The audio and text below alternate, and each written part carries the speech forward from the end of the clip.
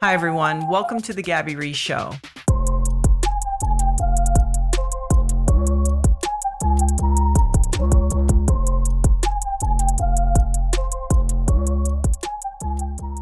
Elijah Allen Blitz. Yo. We are here with I guess these are our official bonus episodes. Okay. I just feel like they're episodes on their own. Yeah. And for people who haven't listened, this is basically our kitchen talk brought to a little more of an official format, talking always somewhere in here. We'll talk about technology. Yeah. Because you are my bridge and tether to not only what's happening, since it's changing so quickly, because I can't keep up. I can barely keep up with things I'm trying to read and listen to. For sure. And you're always like, oh, this week, you can't believe. And I just always really appreciate it, because my tendency sometimes is to poo-poo or not go against, resist technology. And you're like, not only is that a huge mistake, because you will get left in the dust, but it's a tool. It's a tool. Your favorite word. Yes. Yeah. That I feel like you're a tether. You're a good tether in this respect, because it's like, oh, yeah, they can this and this and this. You're like, yeah, and how do we actually use it? Well, that's true. Yeah. Yeah. I think because I mean, I'm older than you by quite a bit. And also, I think when you have, there's certain rituals that I've practiced so thousands of times, whether it's cleaning dishes, folding laundry, dealt with a child that was sick, not sleeping. I think these rituals, which are quiet and unsexy, they do ground you in an interesting way. That, and of course, training. And you live with Laird. Yeah, there's always that. Laird, who will take it to the step further and dig a hole do all these things. So I think that sometimes that's why we always encourage people when we talk about even taking care of yourself to get out in nature, because that orientation to then pursue all these things, which I think you do very well. I think that is so important versus living in, a building with windows or just your own little bubble, but using nature, who really should be our ultimate guide, to ground us and then say, okay, from this place, how do I, look at these things? Yeah, absolutely. So, and I do appreciate that about you. So let's dive right in. Let's do it. So NVIDIA, you were really excited about that. So what's going on there? It's crazy. I mean, do you know what NVIDIA is?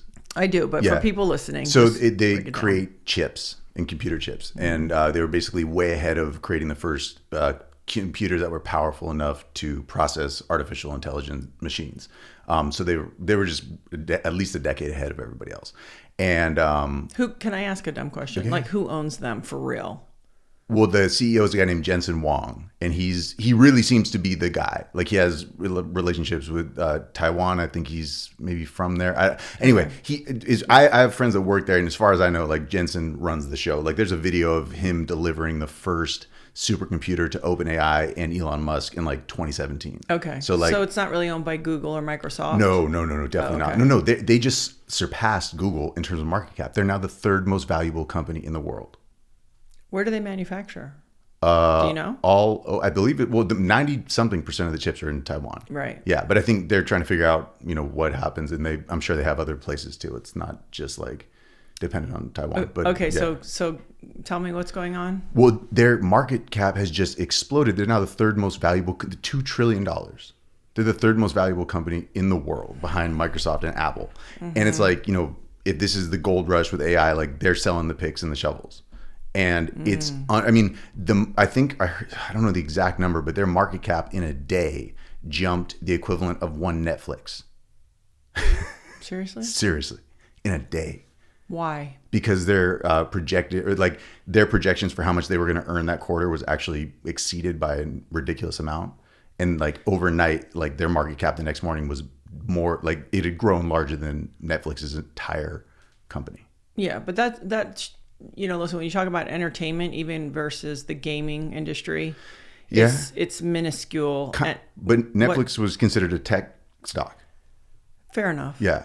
I mean, for a while, they were like part of the Big Seven. Now because we're moving away from, oh, wow, cool, I can stream it live, to this to AI. I think it goes back down. It's the new entertainment company. What is? Netflix. Versus so old fashioned would have been either the networks, NBC or Paramount or Universal. And so Netflix just brought that and updated what those companies are. And now we're going to have technology companies, which actually has nothing to do with Netflix. Do you know what I'm saying? Or even that are powering Netflix. Right. Netflix has to use NVIDIA chips, I'm sure, for some capacity. So they could be a technology company for about 12 years. And then it's like, cute. You're really like a entertainment network. We'll see. I mean, they're pivoting. What are they going to do? I don't know. Pivot how? The thing with Netflix is like when they talk about streaming wars, Disney and Paramount, they're crushing everybody, right? The war is over. Netflix won the war. It's not even a war. Yeah. In terms of that. So that's the beauty of starting out new and nimble and not having to keep up. Yeah. There is I've heard this, Sam Altman was talking about their group chat of Silicon Valley CEOs, and they all have a betting pool of when the first $1 billion company started by one person is going to happen. And it's not a matter of if it's going to happen. They're all just betting on what year and how soon it's going to happen. $1 billion company just founded by one person. One person alone? One person alone. Yeah. What's that look like? We're going to find out. I mean, obviously, if they knew the answer, they would have done it themselves. So I don't think anybody knows what that is exactly. But it's just that's where we're at. But it's $1 billion company and you don't have to give a job to anybody? Yeah, I don't know how I feel about that. We'll see. I mean, I'm not taking a stance of like, oh, that's a great thing or bad thing. No, I know. That's like, this is where we're at. Like, that's a trip. So maybe everyone will be billionaires walking around with their one-man band. It's possible. I don't know what that looks like. But what do we make and sell? Or we just have one more thing to occupy our time with? Yeah, I mean, that is a great question, because I was actually talking with Laird about NVIDIA and how like this crazy thing. It's Did he even flinch? Was he like... Well, he was just like, well, how come the people that don't make the essential stuff like food and water, like where are they at in this equation? And it's like, yeah, good point. Yes, you can use these chips for tractors and things and like they will help, but that's minuscule compared to the majority of the business. Right. So. I know. I want to know who owns water. I think we all do. That person, those people. Yeah. We're so funny. We think we're so smart, and I know we are, but we're not. Also, we were talking about this last week. Remember, you're like, so are we going to get smarter? Yeah. Are we going to get dumber? certain systems are so beautiful. Yeah. And we just like to see like, what if I get my hands in there? It's like, oh my gosh. Okay, so NVIDIA, let's wrap up what we think that means, or why that's so significant. Just that something that already valuable could become so much more valuable so quickly. Yeah, well, also this company that you probably never heard of a few years ago. Lucky. What? Lucky him. Mr. Wong is probably still... So I've known guys that work at NVIDIA for years, and like they knew they are smart. This has been a very calculated. No, meaning like there's something cool about like you crush it and you're really successful, but you don't always have to be in the bullseye. Yeah, you're right. Yeah, because Apple and Microsoft, those guys are constantly... Totally. It's like I said, they're making the picks and shovels for the gold rush. I know. It's like nobody's judging them. It's just like, oh yeah, they're just making compute power. But it's like they're now more, like their market cap is bigger than Canada's GDP.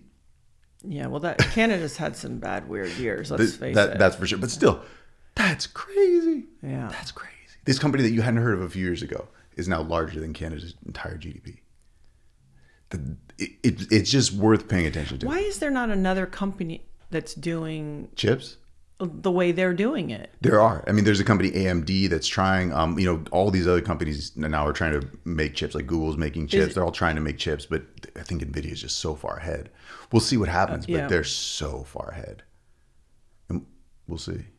It's an interesting time. I do think it is interesting how our markets got so off kilter when you could create so much value in a company that ultimately, in some ways, doesn't. It's making something, but it's more abstract. With chips? Yeah, I mean, I guess you could have said that about oil in its own way because it's a tool. But do you know what I mean? Like how technology, nobody ever got this rich this quick, right? In the years gone by, yeah, and that's just accelerating. Yeah, and it's just fascinating, that component. And then all it does is it gets everybody coming out of school, or never mind going to school, just wanting to be in that market. Mm-hmm. And I'm always curious about people who want to solve some of the other problems that we have. because you have a big group that's really incentivized to go solve those problems because there's a big payoff. Yeah. Peter Diamandis says this thing that's pretty cool. He's like, if you want to be a billionaire, help a billion people. Like, figure out a way to help a billion people. Like, don't let the money be the focus. Just focus on trying to help a billion people. See what happens. Yeah. I think especially if it becomes common where like one person alone can make $1 billion company, maybe we'll start to reassess. There's always going to be somebody who wants money and power. I'm not that naive, but we'll start to, on a larger scale, maybe reassess what we think is so important. Yeah. I think so. And what scarcity means. If we can really actually feed, clothe, shelter everybody, take care of everybody. What does that mean? I'd feel pretty rich. That'd be great. Yeah. Let's start going that direction. I know. Yeah. I always love your optimism. I try and be. I'm like, they want to enslave us and control us. I mean, I think that's there too. I'm trying to be realistic, and it's like as informed as I can, and then realizing that like actually, my realistic perspective is pretty optimistic. Yeah. I think. I mean, overall, it's like if it's 80-20, that's still 20% that everything gets completely destroyed. So it's not a small 20%. Yeah, because that's that thing that goes back to, remember we've talked about this, where why do people flip out? There's 1,000 great comments, one bad comment, because it takes 1,000 right steps to build anything, and it only takes one wrong step to blow something up. And so we're hardwired to be ultra sensitive to the one. Yeah, for sure. That's one wrong turn. The amygdala, the one tiger in the bush. Yeah. It's like that's that's all it takes. It's far out. Yeah. Okay, we talked about Elon. There's something significant about him suing OpenAI. Yes. So this has just happened within a couple of days of when we're recording this. Elon is filing a lawsuit against OpenAI because, we've talked about this. He founded it and put in the initial money and even came up with the name OpenAI and, the whole thing. And because he was afraid Google was going to like take it over. And so it's supposed to be open source. And all of a sudden, now he takes his foot, he starts to focus on his other companies and comes back. And all of a sudden they're like 49% owned by Microsoft. And it's like exactly what he didn't want them to do. So, I mean, there's so many things interesting about this lawsuit, but the like simple version, I don't know. Let's see what happens, but I'll just he's trying to get this to go to court. He's not doing this for the money. He's trying to get this to go to court for disclosure so we see what's really happening behind the curtain. And I don't know if you remember when Sam Altman got fired, we did a podcast. Over the weekend. Yeah, over the weekend and that whole crazy thing. We talked about this thing called Q-Star, this leak that had come out. Yes. Do you remember this a little bit? Vaguely. And it was because the day before Sam was fired, this is in November, he came out and said, I've just seen something at the company that pushes the veil of ignorance back and the frontier of humanity forward. Nobody knew what that meant. And then all of a sudden, the next day he's fired. And like the board says he's out and whatever. Then, the whole craziness happens and he's rehired. The board is fired and he's fully in control. Part of their deal, OpenAI's deal with Microsoft, is that Microsoft gets exclusive access to GPT until they create AGI, artificial general intelligence. Okay. And as soon as they create AGI, then it's like that's for the benefit of humanity and it goes forward. Just for people listening, I know most know. Can you please explain just that slight difference? AGI? Yeah, so artificial general intelligence is basically when the machines are completely capable of doing everything a human can do, if not better. Right, because right now what people don't realize, even though they're very smart and have access to all the information, the way they learn is very inefficient. I can't even. Yeah. ChatGPT, the computer. Yeah. It's self-learning, but it uses the whole internet to do it. It actually is slow compared to even how in certain things the way we learn. Yeah.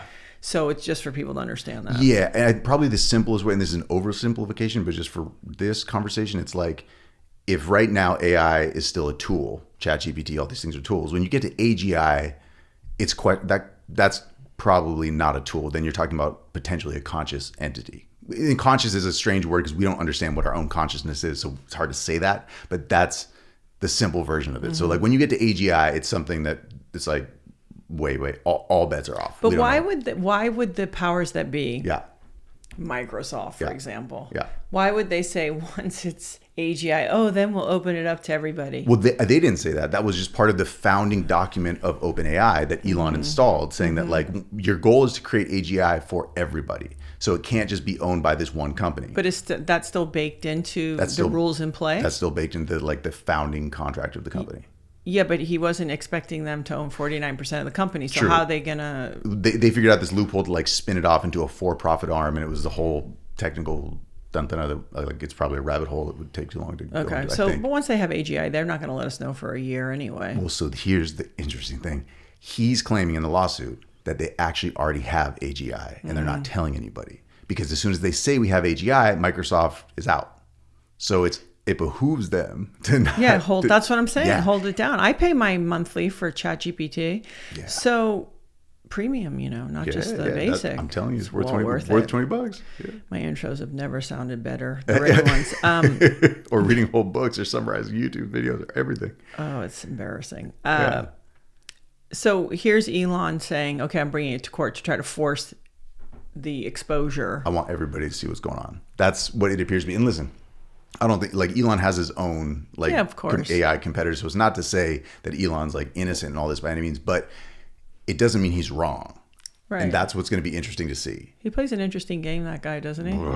Can't even. 4D. 5D. I don't even know how to comprehend it. But even with all his craziness and like incentives, whatever's going on, there's something about this that's like, that sounds like it's going to benefit us. And we'll find out to what degree and how. So I have a very fundamental question when I think about Elon Musk, right? People really don't like him. Why is that? Because I don't, no, listen, okay, you buy X, you let people that other people think shouldn't be on the platform, whatever, Alex Jones and whoever, whatever other people. Yeah. I'm just curious where we got to a place, like, because when I see it, I think you don't have to love what everybody does. But people really have very strong feelings. What is it about him do you really think that people react so strongly about? What are they threatened by? Because they must be threatened by something. Otherwise, they wouldn't react that quick, intensely. Yeah. I think to understand that, it's like you have to take a step back and be like, who is he pissing off? And it's like he's really like, he's one of those people that's at the highest echelons of all of these conversations and playing the game at the biggest level. And seems to have really pissed off. Like when he even came out, like they had that whole EV summit at the White House and all the other automakers except Tesla were invited. And you got Biden up there saying like, oh yeah, Ford or GM is pushing the, EV revolution forward. And like that month they shipped 12 electric vehicles or something, and Elon had shipped like 12,000. Yeah. I don't know what the numbers are, but it's something crazy like that. So he's gone out of his way to say like F them and, do his whole thing. So with that, when you piss off people like that, then all of these media organizations that are siding with the government and all those big entities, they have incentive to write so many articles of just like, this guy is crazy. He's a super villain. Who knows if he is? He might be. He can look like a James Bond villain at times, So it's not to say he's not. But even if he is, in some of these things, he might not be wrong, which is a very weird conundrum. So this is like, I don't know him. I've not met him. So I can't make an informed, like, just, perspective on that. It's just from what I'm reading and hearing and seeing. But in terms of why he pisses people off, it's like he's also tweeted and done some really crazy shit. Yeah. So like, he said some stuff he's apologized for some of it, but like there's some crazy shit he's done. Yeah. Yeah. Do you, from your own opinion, do you feel like he skews more towards the insane or the genius? And do you feel like there's in a way that his contributions kind of outweigh some of the far out things he says? I think so. Just from my limited perspective, I do think so. Yeah. Yeah. I mean, in terms of crazy and genius, it's like the Walter Isaacson book is so worth reading because it's like he really just says, it's like he goes into this thing that they would call demon mode. Yeah. And so like that's a real thing. We're talking about this guy going into a demon mode, So there's that. But overall, it's like, who do we have that's even coming close to this? Like, I'm gonna send rockets to Mars, and like I'm gonna make electric vehicles cool, and I'm gonna create tunnels so we don't have to deal with traffic, and like I think so. And I often wonder, we all want these great outcomes, but I don't think people really understand what type of person it takes to really make things happen and to change. And they're usually, and I'm not putting it, and it's your favorite word, these aren't normally nice people.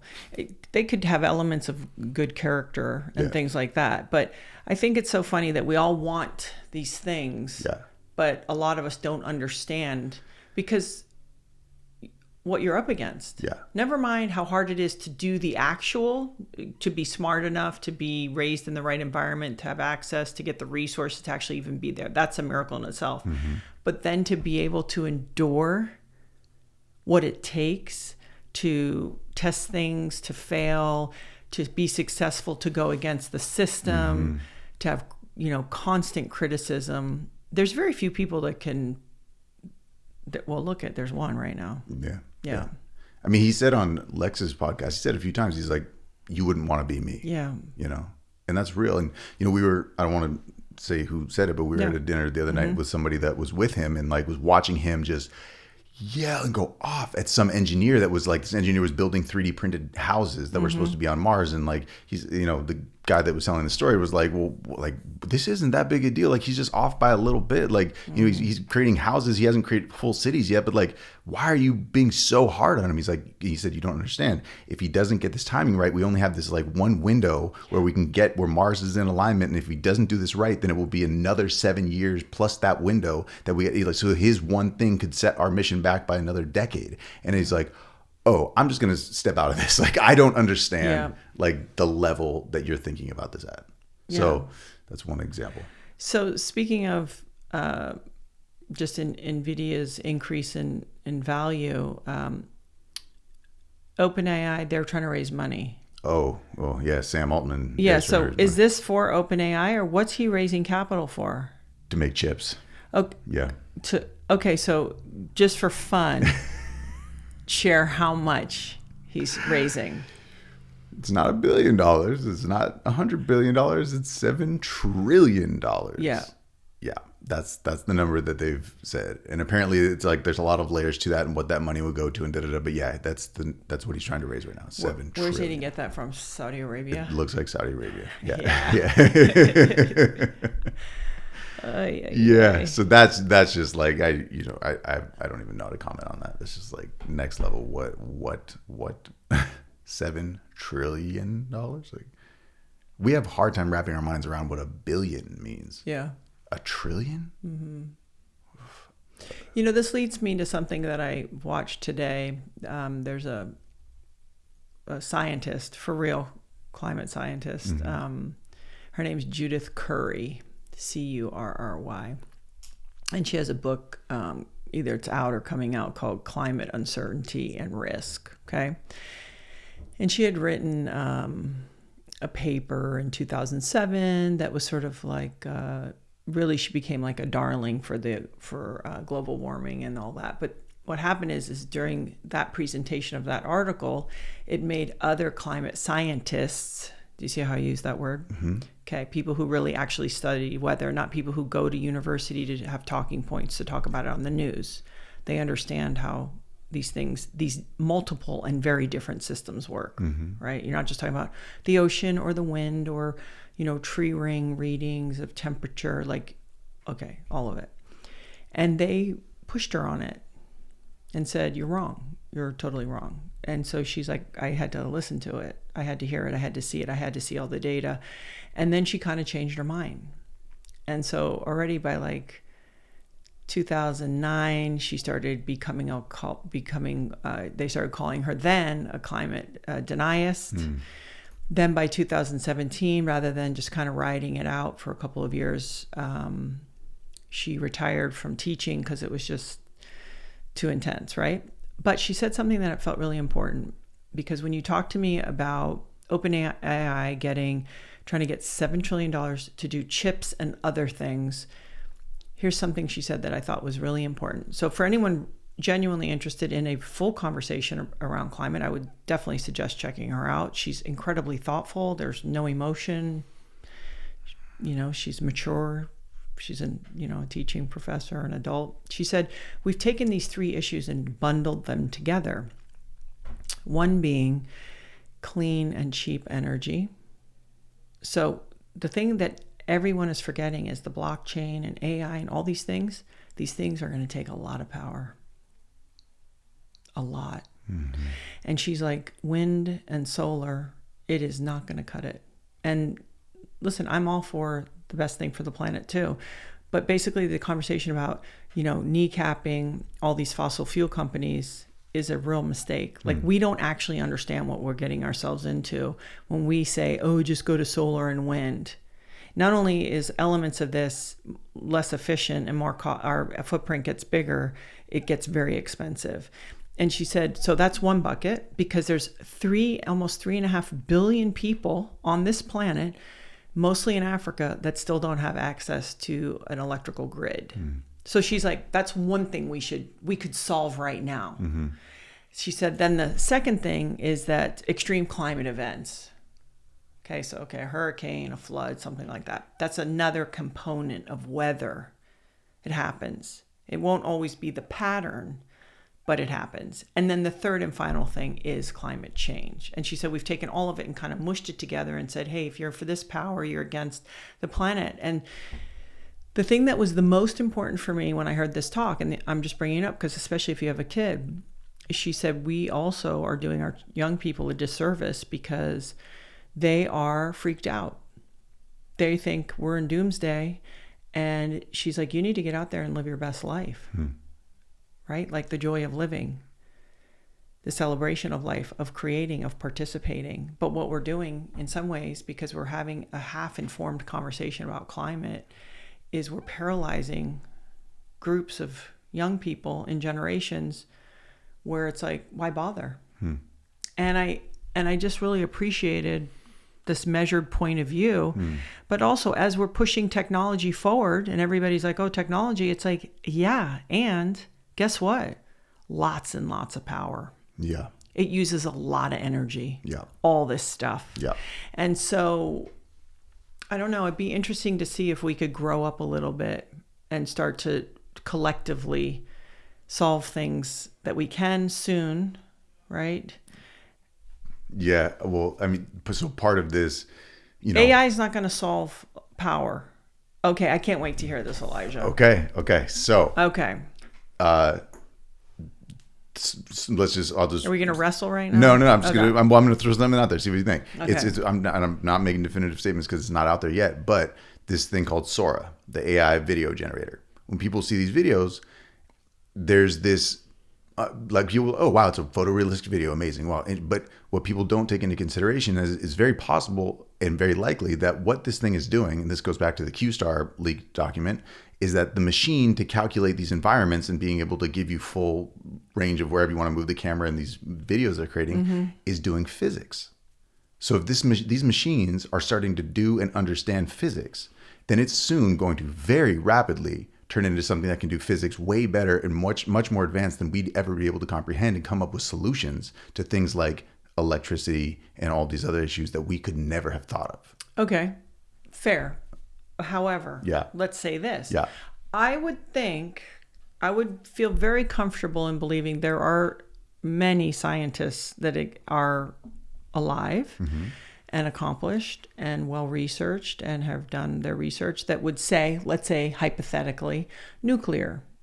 It's clean, it's inexpensive, because this is the other part, right? Is the cost. But yet that doesn't go with sort of, it seems, what the powers that be would prefer. Well, also we're so afraid of it, because Chernobyl and 3 Mile Island and all, there's all these past events that make us so afraid of nuclear. But we're a long way down the road from that. And if anybody spent 5 minutes to read a couple things, we would probably know, right? Yeah, I mean, I don't know it well enough, but I just saw the Oliver Stone documentary, and it's it seems like there's a pretty compelling case we should really revisit this. And hydrogen, if they could figure that out, that has some interesting. When we say figure it out, it's like what if the power of these things that are growing No.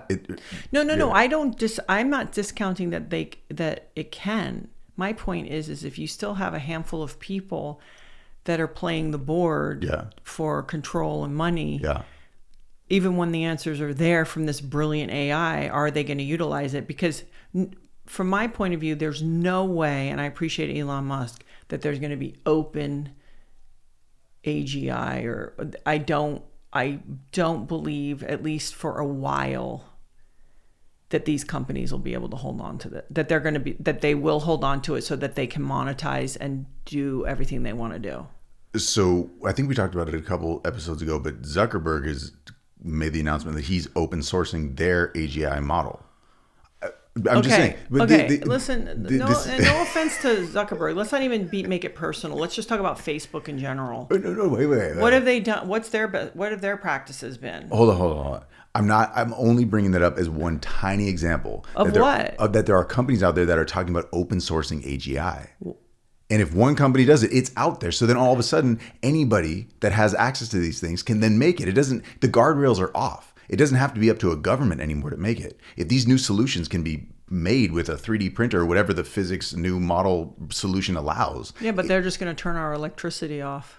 That's a whole... You know what I'm saying? Who knows? It's possible. They'll be like, here's your $2,000 electrical bill or whatever. And then you put in the thing, you're like, all right, how do I circumnavigate that and turn my electricity bill down? I love your optimism. I'm just saying I'm not saying this is the way it's going to go. It's that there's a counterbalance to all of these other sides. Like, yes, it could go negative, but it could also go positive. Because if you have these things that are available to people, then and if it actually is doing physics and you give that to people that understand that and are able to make these things, and it's like, maybe that is the first $1 billion company started by one person. They're just like, oh yeah, cool. We figured out climate change. That's obviously, there's, like you said, there's 3 buckets to that. And that's a giant generalized statement that's way too simplified. But that's something like that is possible. Don't know. I hope that human nature changes then a little bit. I think it's going to have to. Yeah. I think, especially when you remove the scarcity. Because if we're all fighting and dirty, like when people are like, you're having to steal things because there's such a drastic difference between the haves and the have-nots. And if we can start to make this the great equalizer, which I think it has the potential to be, not that it will, but it has the potential to be, then, that can change human nature. When you actually don't have people that are starving. But then you always have a group that wants to somehow be, an overlord of somebody. Sure. You always have a couple psychopaths that are like, I want to be the king. Yeah. Oh, it's so wild. Okay. Yeah. All right. So I just want to remind people, Judith Curry, she, I really appreciate how much she's taken it on the chin. Yeah. And when you hear her talk, she's so incredibly measured. And obviously this is what she does. Right. I haven't listened to it, but I'll check it out. And really thoughtful. Yeah. Cool. Because it's not easy. No, yeah. Not easy to go against the grain in any aspect of life. Yeah. Especially right now. No. Yeah. And she really did it great. Okay. Tyler Perry. What's going on there? Oh, yeah. Well, actually, this goes back to this thing, Sora, the video generator. I don't like the name so much. No. Sora? SORA. That's what they called it. I know, but it's very close to Soros. Oh. And I'm just like, I don't know. Sorry. Oh, okay. Yeah. I guess. So once Sora was announced, I think, now you can't say it without thinking about it. Okay, well, listen, that's what they called it. They might change the name based on this podcast. I have no idea. Yeah, but sure. If they're listening, who's behind it? No, I'm just kidding. I'm kidding. Yeah, I don't know. But yeah, so Sora is this video generator that we've talked about, and it can create, not just like little wonky, weird 4-second clips. It can create full minute-long photorealistic clips just off a text prompt of videos. And so Tyler Perry has this incredible studio in Atlanta, and he was doing an $800 million expansion, I think, on the studio. And as soon as Sora came out, he pulled the plug on that expansion. So $800 million he stopped. He's like, wait, when he was doing expansion, what does that look like? So he has this enormous studio in Georgia, right? Yeah, Atlanta. Yeah, it's in. I haven't been there, but I've heard it's incredible. Yeah, it truly is like one of the best in the world. And they were doing this expansion. Awesome. Yeah, he is a very smart guy. Yeah. And so, but when he saw this announcement, he pulled the plug, and he was just like, I have to reassess. So he's going to get educated and think about if he does certain things, they'll be antiquated in 2 months, and you don't have to spend that kind of money on something and just get something. Yeah, which is, I think, the absolute right way to be thinking about this. It's like, hold on, the landscape has changed. Let me reassess, let me reevaluate. Let's look at, okay, this was the way we were doing things. Things have just changed completely. Let's like reassess. Let's just reevaluate. Let's look at what this means. Right. Yeah. But you said conversely, there was a Brian Grazer. Yep. So there's a kind of not counterpoint, but just an adjunct to that. What I loved was that Brian came out and he, because he's so established in this world and everyone's so afraid and it's going to take our jobs and all this stuff. And he just basically said, AI will raise the bar for creative dreams. And it was like, that's awesome. And it's like, he was talking about how people were so afraid, when CGI came out and everything's going to be CGI. And it's like, yeah, there were some people using it maybe too much, but like, it just changed the thing. It's like, it was the next step. And I just love that he came out and said that. And it's because there is a lot of fear and a lot of uncertainty and a lot of panic around it. But it's also like, yeah, and you're going to give anybody the ability to make a movie. So that could, there's going to be a lot of noise, like with music. Sure. And like there's a lot of stuff you don't want to listen to because everybody can make music now. But there's going to be people that would never have the chance to tell stories that now will be able to. And that's really cool. I think it's so interesting that when you're young or unestablished, that's when you're open and completely embracing of anything new. It's when you have something to lose or you've been successful, and I put that in air quotes, that all of a sudden you're like, oh, I don't know if this is good. And it's such a great reminder to, almost pretend each day like you're looking at it with new eyes.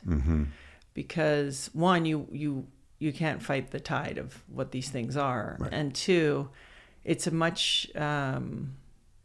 it's a better place to come from when you're looking at everything with curiosity. It doesn't mean, and I'm saying this probably for myself because a lot of this technology, and my reaction usually has to do with humanity. It doesn't have to do with my own personal, job or profession. I don't feel threatened there. Yeah. It's not that. It's for my reaction a lot. It's because of humanity. Yeah, I get that. So, but it's just a great reminder to stay open. Yeah. Because the world has just completely changed, and probably next week it's going to change again, and months again, and it's just, this is that time of just stay as nimble and open and curious as you possibly can.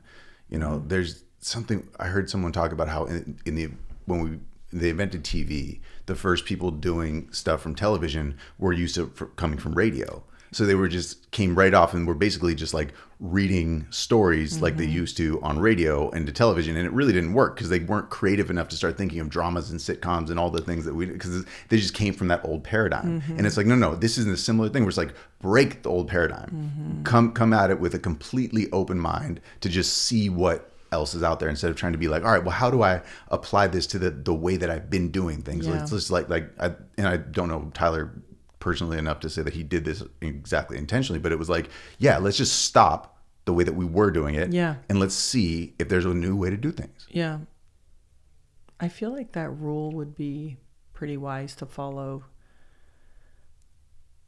every day. I think so. Even your relationships. Yeah.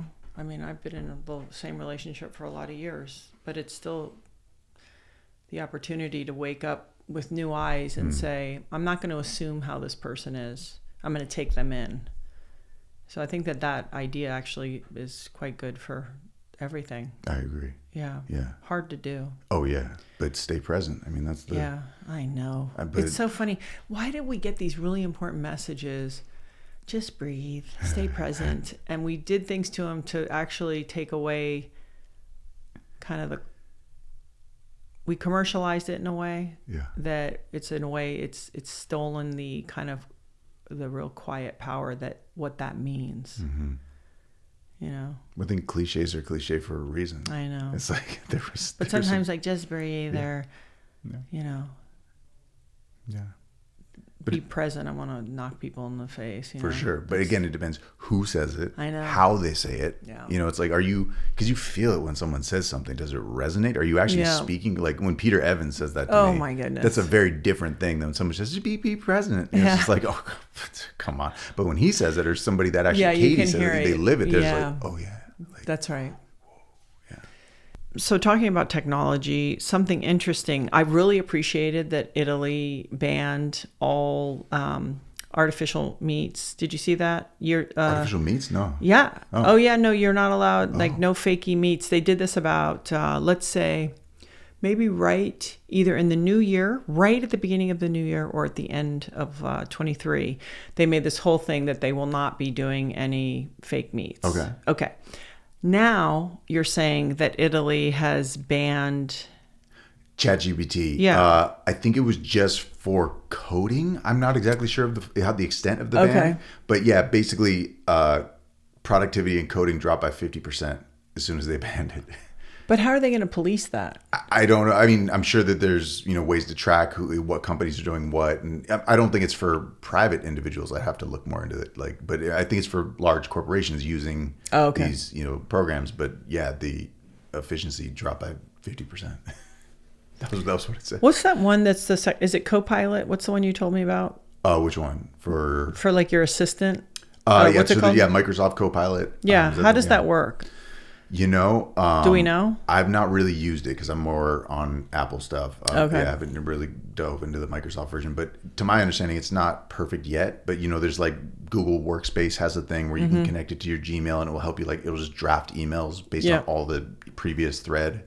It'll address the person. It'll take in your language, and all the things that they've mentioned. Do you use that? I've used that. That's very helpful.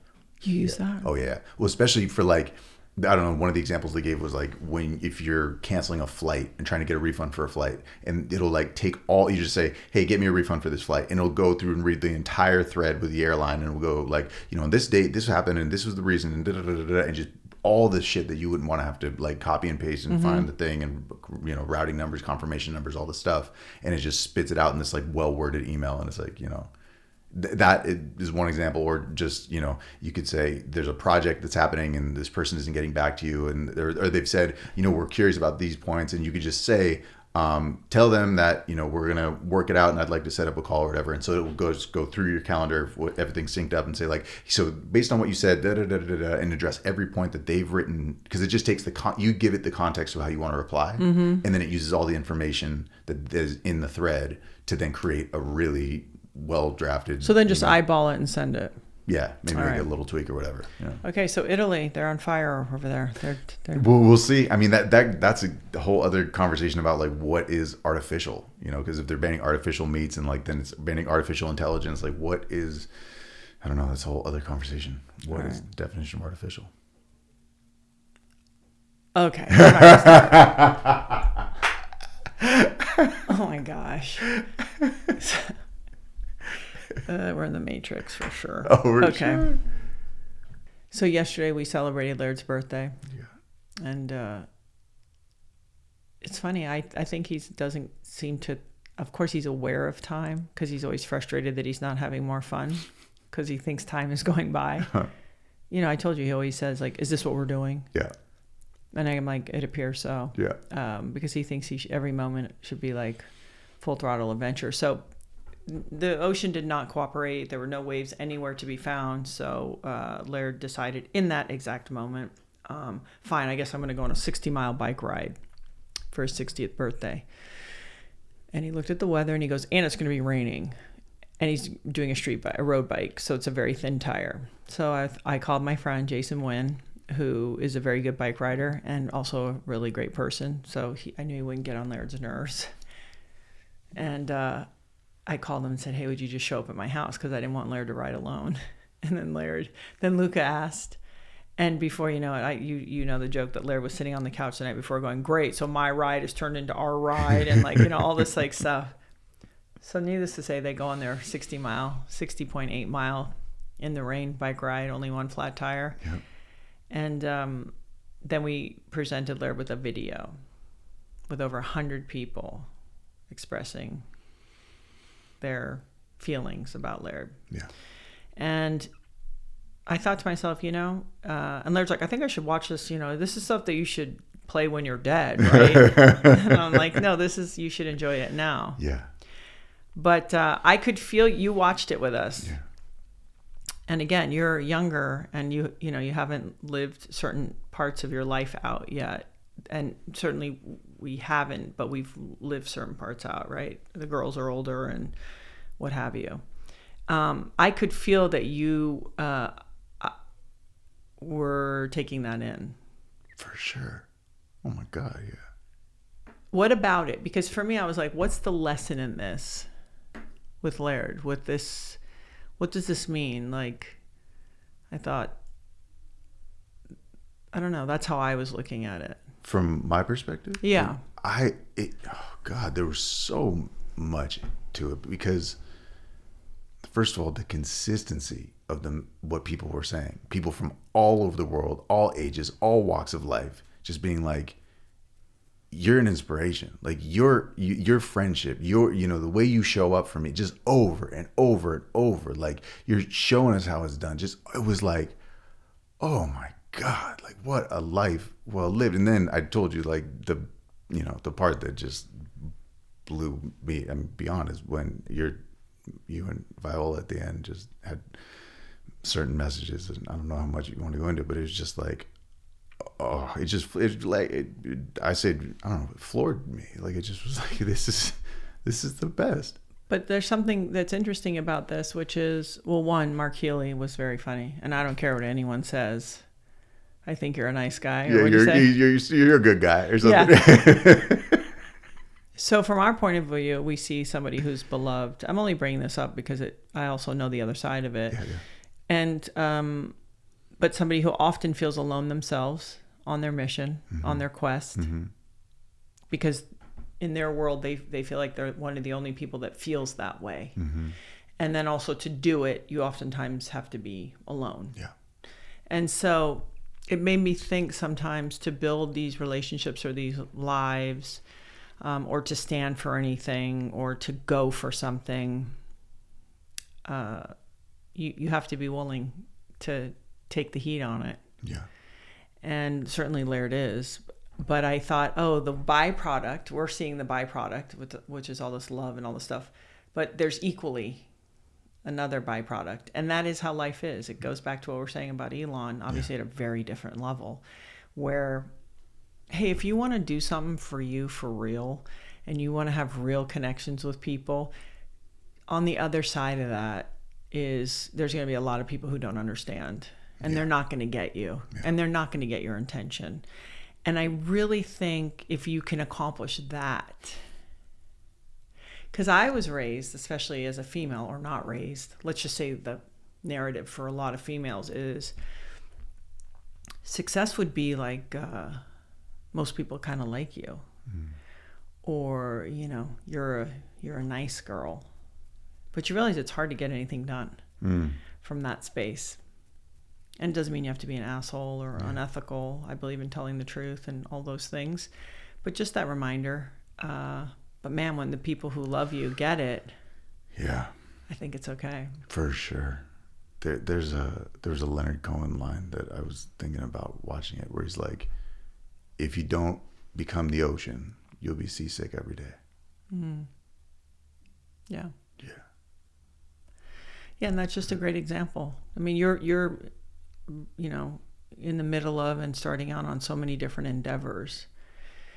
And I also think for people listening, it's like, how do you just really trust yourself and have those few people that tell you the truth? Yeah. Even if it's like, hey, great job, or you might want to take a look at this. Mm-hmm. But otherwise, because when we talk about being present and all these things, I think with that too. Yes, exactly. Yeah. Yeah. And at the end, who cares? Do you know what I mean? Yeah. Like, you're only here for 80 years or whatever. Who the fuck cares? Like, you do it, you don't do it. You're hugely successful. You pile it into the ground. Right. Who cares? Right. And I think obviously that's where someone like Katie comes in, where it's like we can put all this struggle and stress around it, but whether it goes the way we want or not, who cares? Mm-hmm. And I will say that time, when I think, okay, in 20 years from right now, I'm going to be 74. You think I care? Like, I'm starting to be like, who cares? Because TikTok, man. Yeah. So if you can do that in your 30s or your 20s, it's amazing. Yeah. I mean, yes, and like we said, how difficult that can be to do. But it's also lonely. Yeah. Don't kid yourself. Yeah. It's lonely. Yeah. Yeah. For real. Yeah. Is there anything else in the technology realm this week that today in this last 5 minutes that you wanted to bring up that I failed to do so? I mean, I don't think we can. There's always new little things, but I think, when we talked about this, we can start asking, everyone who's listening, like what it would be beneficial, for us to dive deeper into or double click on or whatever. But I don't know.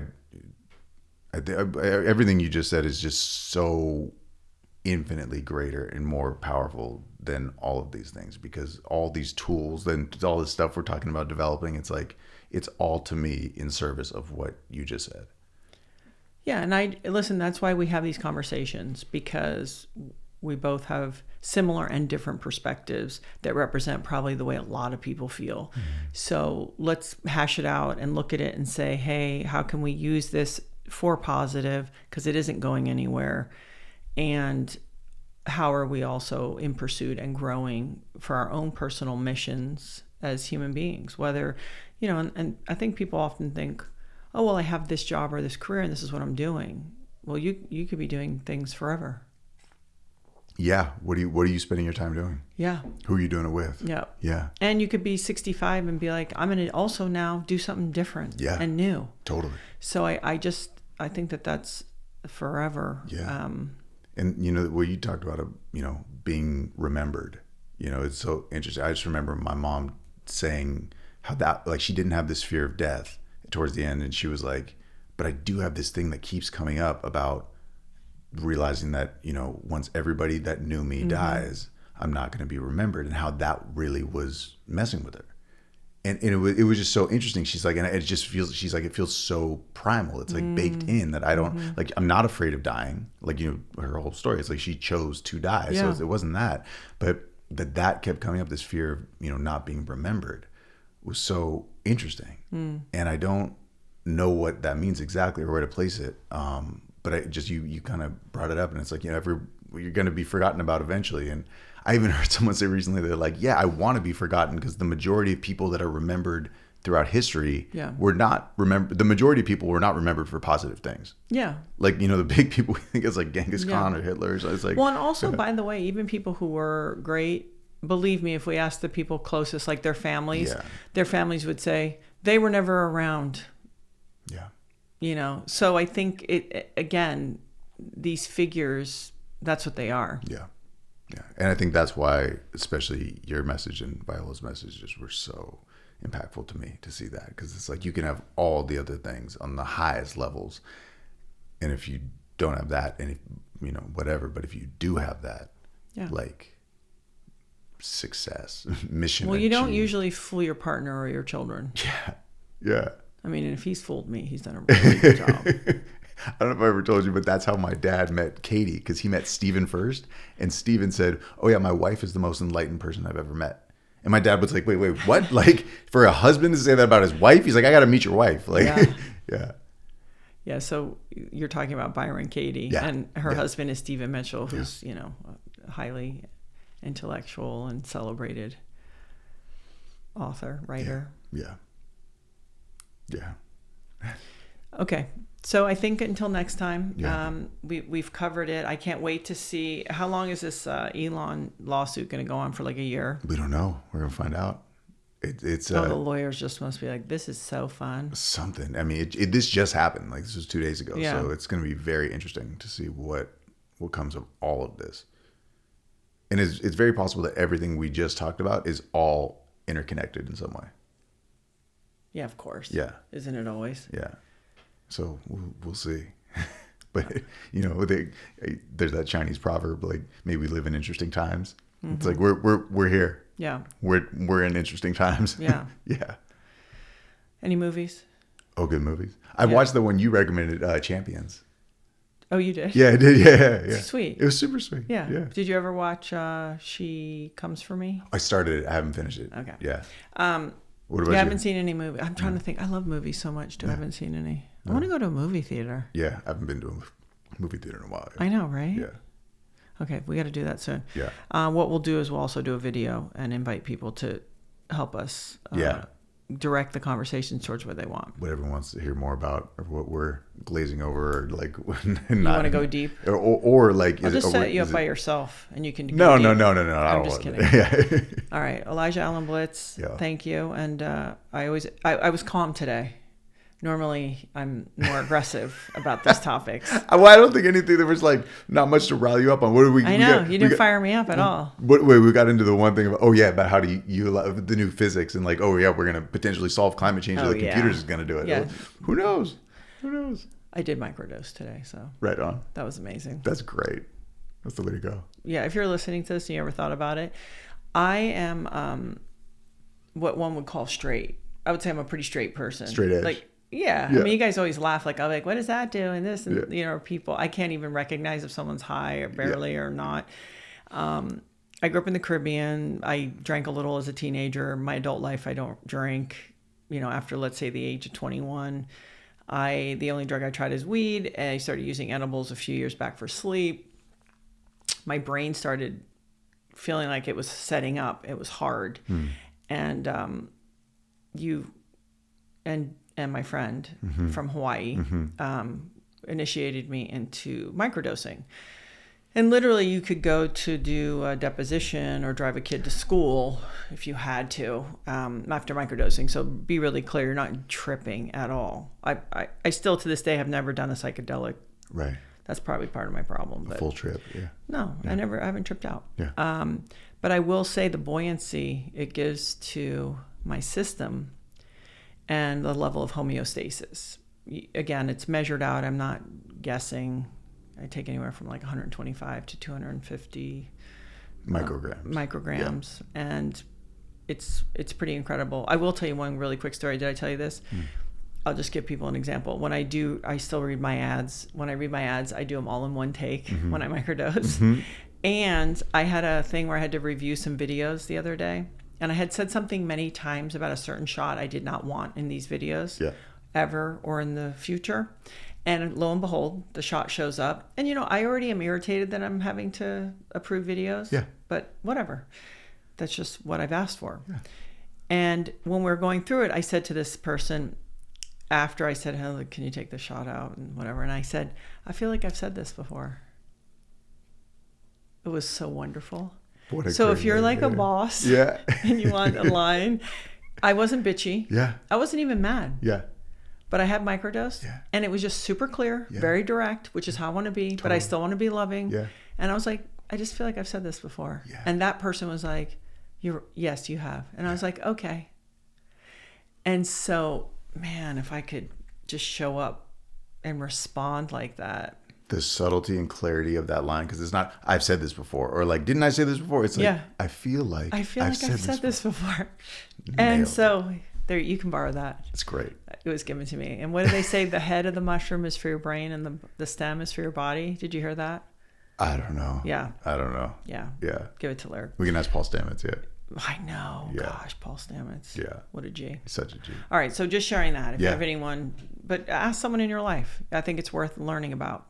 Microdose. Yeah. Yeah. Yeah. And, for sure. And Michael Pollan. Yep. Michael Pollan helped me. Yeah. I think a lot of people, because he went from like, oh, he's the agriculture guy to like, listen, you guys should all be paying attention to this. So that's it. And I'm just sharing that because I have had such a positive relationship with it, and I do it maybe once a month, or sometimes I could do it twice a week. I'm not doing it in any specific way. Yeah. But talk about tools. Yeah. I think it's a beautiful tool. Absolutely. Food is medicine. That's the truth. All right, Elijah. Thank you. Thank you, Gabby. Thank you for listening to this week's episode. If you want to learn more, there is a ton of valuable information on my website. All you have to do is go to GabrielleReece.com or head to the episode show notes to find a full breakdown with helpful links to studies, research, books, podcasts, and so much more. If you have any questions, please feel free to reach out and send them to @Gabby Reece on Instagram. And if you feel inspired, please subscribe. I'll see you next week.